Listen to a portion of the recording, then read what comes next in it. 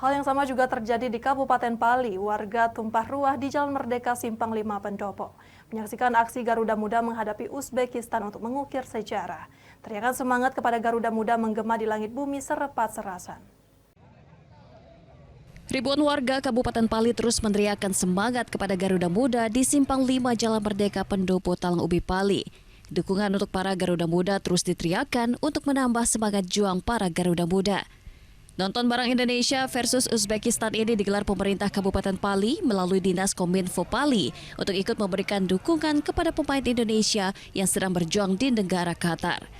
Para penonton mengaku sangat gembira menikmati pertandingan Indonesia versus Uzbekistan. Serunya sampai malam mungkin ya sama malam. Semangat dong. Sama suami itu suaminya. Iya.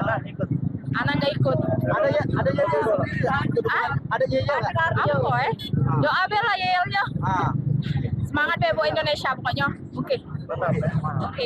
Pemerintah Kabupaten Penuh Kelapa Pematang ini sangat senang karena banyak antusias masyarakat untuk ikut berpartisipasi mendukung timnas dalam AFC ini, dan kami menggelar beberapa tempat sebenarnya, dan kami pusatnya ada di Simpang 5 di Talang Ubi.